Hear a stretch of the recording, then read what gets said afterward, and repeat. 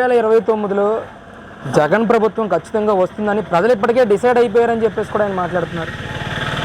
ఏమండి 12 నెలలు అయింది. ఇంతకుముందు వైనాట్ 175 అని చెప్పేసి ప్రజలు డిసైడ్ అయ్యారని చెప్పేసి చెప్పాం. ఇక ఇంకా 4 సంవత్సరాల తర్వాత ప్రజలు డిసైడ్ అయిపోతారు, నీకు మళ్ళీ అధికారాన్ని కట్టబెడతారు అని చెప్పేసి ప్రజలందరి అభిప్రాయం. నీ అభిప్రాయంగా చెప్తున్నావంటే నువ్వు ఫ్యాక్షనిస్టు రాజకీయ నాయకుడిగా మాట్లాడుతున్నావు చెప్తే ప్రజల యొక్క నాడిని గమనించినటువంటి నాయకుడివి నువ్వు కాదు అని చెప్పేసి తెలియజేస్తా ఉన్నాం. 29 నాటికి ఆనాటి రాజకీయ పరిస్థితులు ఏముంటాయో, ఆనాడు ఏ పార్టీలు ఏ ఎజెండాతో ముందుకు వస్తాయో, ప్రజలకి అప్పుడు ఏది ఆవశ్యకత అవుతుందో నిర్ణయించాల్సింది రాజకీయ పార్టీలు కాదు, ప్రజలు ప్రజలు ప్రజలు.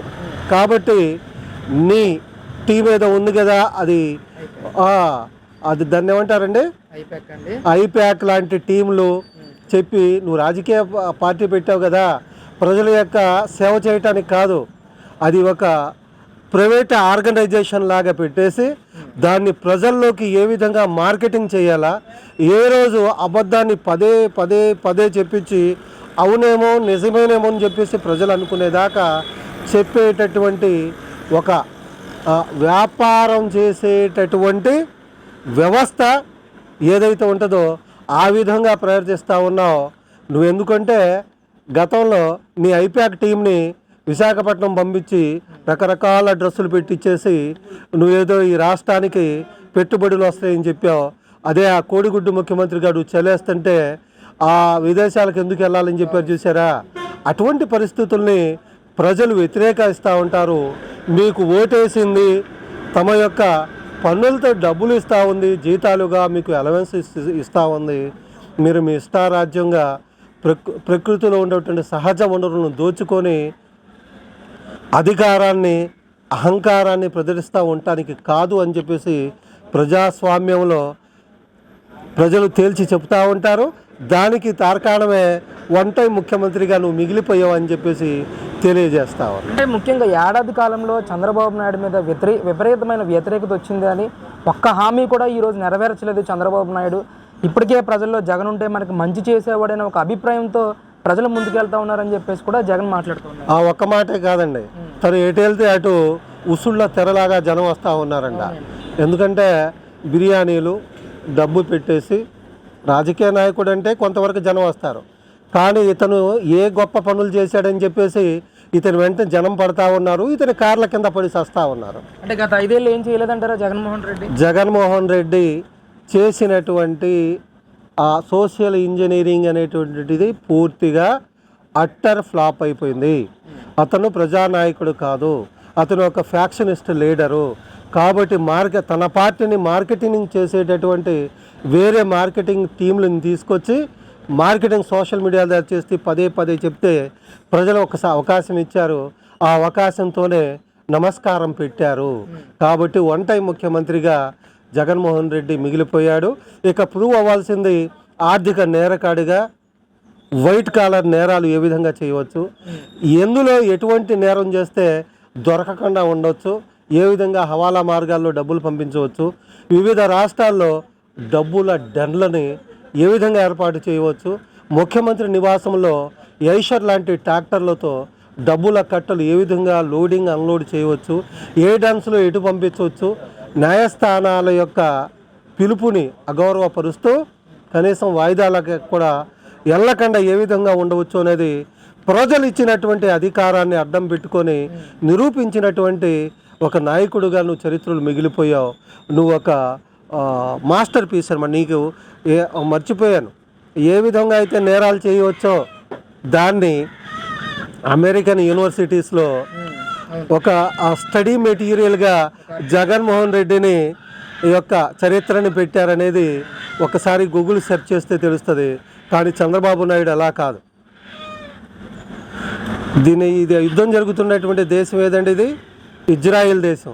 ఇజ్రాయిల్ దేశానికి వెళ్తే అక్కడ నీలాగా పిల్లల దగ్గరికి వెళ్ళి వేరే చోటకి వెళ్ళి అక్కడ డబ్బులు దాచుకొని వేరే దీవికి వెళ్ళి అక్కడ నుంచి అక్కడ ఇలాగా చేయలేదు చంద్రబాబు నాయుడు. ప్రజల కోసమే జీవించాడు. ఇదే ఇజ్రాయెల్ దేశానికి వెళ్తే అక్కడ డిప్ ఇరిగేషన్ స్కీము ఏ విధంగా చేయవచ్చో, ఎడారిలో మొక్కల్ని ఎలా పెంచవచ్చో, నీటిని తక్కువగా వాడుతూ ఏ విధంగా పంటలు పండించవచ్చో తెలుసుకుంటూ అక్కడ మొక్కజొన్న వంగడాల్ని, కొత్త వంగడాల్ని తీసుకొచ్చినటువంటి మార్గదర్శి, దూరదృష్టి కలిగినటువంటి ఒక విజనరీ లీడరు చంద్రబాబు నాయుడు. చంద్రబాబు నాయుడు చేసేటటువంటి పనులు విసిగి వేసారిపోయారా? నిన్ను చూస్తానే విసిగి వేసారిపోయి తన మ్యాండేట్ని వైనాట్ 175 అంటే నో జస్ట్ సింగిల్ డిజిట్ అన్నారు. కొంచెం దాటి 11కి వచ్చింది. అది గమనిస్తే 4 కాలాల పాటు ప్రజా జీవితంలో మిగిలి ఉంటారని చెప్పేసి తెలియజేస్తారు. అంటే 2029కి ముందు, అంటే ఒక 2 ఇయర్స్ ముందు, ఎలక్షన్కి 2 ఇయర్స్ ముందు ప్రజల్లోకి వస్తాను, పాదయాత్ర చేస్తాను, ఖచ్చితంగా 2029లో గెలుస్తాను, ఇప్పుడు ఎవరైతే తప్పుడు సాంప్రదాయాలకు నాంది పలుకుతున్నారో వాళ్ళందరికీ సినిమా చూపిస్తాను, బోనిక్కిస్తాను అని చెప్పేసి కూడా మాట్లాడుతున్నారు జగన్మోహన్ రెడ్డి. ఏమంటే సినిమా చూపించడం అవసరం లేదు, ఎందుకంటే ప్రతి ఒక్కటి ఫోన్లో చక్కటి సినిమాలు ఉన్నాయి, అనేకమైనటువంటి యాప్స్ ఉన్నాయి. ఈ జగన్మోహన్ రెడ్డి చూపించాల్సిన సినిమా జనానికి అవసరం లేదని ప్రూవ్ అయింది. నీకు చూపించేటటువంటి సినిమా కాస్త జాగ్రత్తగా సినిమా స్కోప్లో చూడమని తెలియజేస్తూ ఉన్నాం. ఇంకోటి ఏంటంటే ఇతను అభివృద్ధి ఏంటంటే మీరు అందరూ అడిగింది పాదయాత్ర. చక్కగా ప్రజాస్వామ్యంలో పాదయాత్రలు చేసేటటువంటి స్వతంత్రం ఎవరికైనా ఉంది. అలాగే నీకు కూడా ఉంది కాబట్టి ఓదార్పు యాత్ర తండ్రి పేరుతో ఎవడూ చచ్చిపోయాడని. నువ్వు చెప్పిన మాటే, నీ తండ్రి చనిపోతే, అభిమానులు అంతమంది చనిపోతే, వాస్తవమే కనుక అయితే ప్రతి ఇంట్లో ఒక మరణం జరిగితే రక్త బంధువులు ఎంతమంది చనిపోవాలా జగన్మోహన్ రెడ్డి? ఇది మార్కెటింగ్ టాక్టిక్స్ కాదా? నువ్వు జనాల్లో ఉండాలనేటువంటి ఉద్దేశం కాదా? రాజకీయ నాయకుడు వేసేటువంటి ఎత్తుగడలు కాదా? ఇవన్నీ జనం గమనించారు.